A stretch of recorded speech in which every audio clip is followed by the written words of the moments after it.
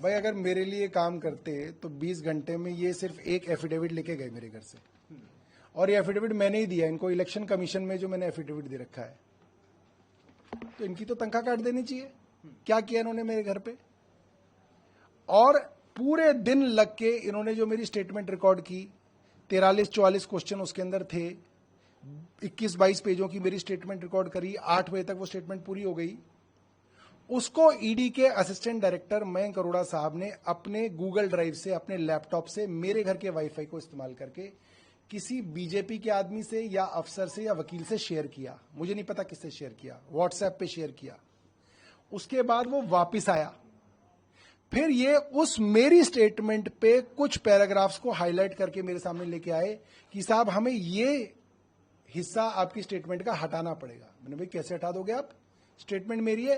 कह रहे नहीं सर ये ठीक नहीं है, ये इररिलेवेंट है। मैंने कहा that is court to decide, court decide करेगा। वो मेरी स्टेटमेंट तो वही होगी जो मैंने दी है। तो उस पर वो मामला फंस गया और लिहाजा वो मेरी स्टेटमेंट नहीं लेके गए। दूसरा, ये एफिडेविट है हाईकोर्ट का। उन्होंने जो पहला पंचनामा बनाया करीब 8 बजे, जिसपे मेरे साइन कराए, उसमें ये एफिडेविट हाईकोर्ट का लिस्ट ऑफ डॉक्यूमेंट्स में था जो इन्होंने सीज किया। उसके बाद रात को करीब 2 बजे दोबारा पंचनामा बनाया गया 27 तारीख का। उस पे विटनेसेस की एविडेंस दोबारा से उसके साइन लिए गए और उसमें इसको सीजर मेमो से हटा दिया गया। क्यों हटा दिया गया?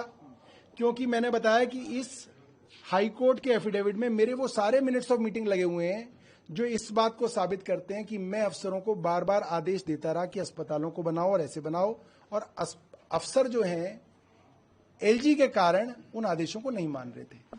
मैंने उनको यह भी कहा अपने स्टेटमेंट में कि मेरे पास डॉक्यूमेंट्री एविडेंस है, वीडियो एविडेंस है, जो मैं आपको सही समय पे कोर्ट के आगे रखूंगा, जिसमें यह बात साबित करूंगा मैं एविडेंस बेस्ड कि एलजी विनय कुमार सक्सेना ने ये पूरी क्रिमिनल कॉन्स्पिरेसी रची है मुझे एक झूठे मुकदमे में फंसाने की।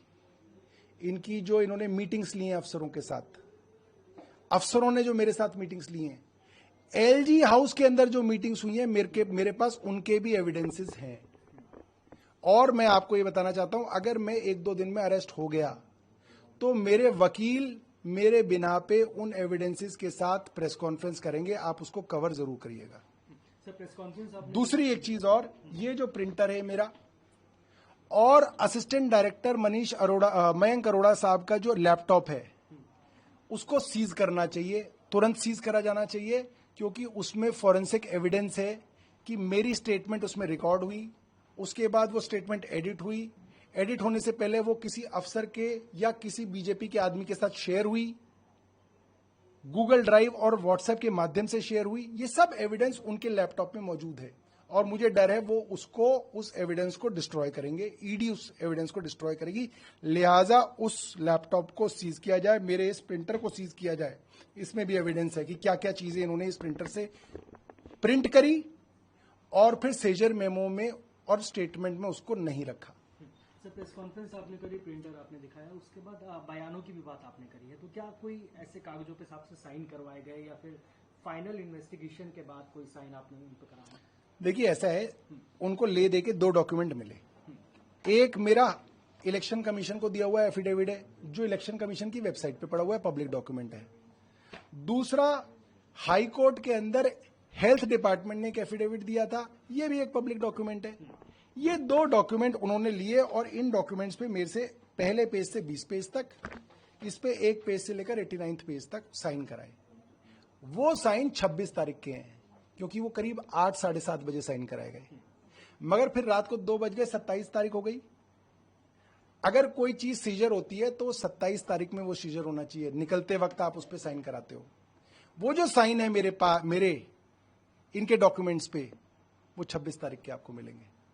और फिर दोबारा पंचनामा बनवाया गया, जिस पंचनामे में इस हाईकोर्ट के एफिडेविट को हटाया गया, क्योंकि इसके अंदर जो इंग्रेडिएंट है वो मेरे केस को मजबूत करते हैं और इनके केस को कमजोर करते हैं।